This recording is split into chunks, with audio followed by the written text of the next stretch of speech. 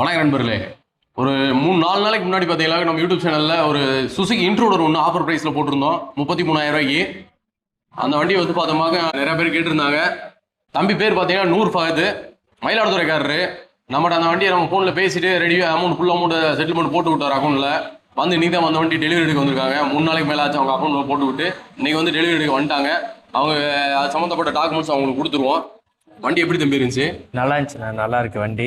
வந்து பார்த்தேன், ஃபோட்டோவில் பார்க்க எப்படி இருக்குன்னு தெரியலன்னு ஒரு டவுட்டாகவே இருந்துச்சு. சரி, இங்கே வந்து பார்க்க எல்லாமே நல்லா இருக்குண்ணே. பிரேக்லேருந்து எல்லாமே வண்டிலாம் நல்லா இருக்கு. பாடிலாம் நீங்கள் நினைக்கிற மாதிரி இருக்குல்ல வண்டி? இல்லை ஆஃபர் கொடுக்குறதுனால அவரோட இல்லை நிறைய பேர் டவுட்டாகவே கேட்டாங்க. டவுட்டாக தான் கேட்டாங்க, இந்த ப்ரைஸுக்கு இந்த வண்டி கிடைக்குமா அப்படின்லாம் நிறைய பேர் கேட்டாங்க.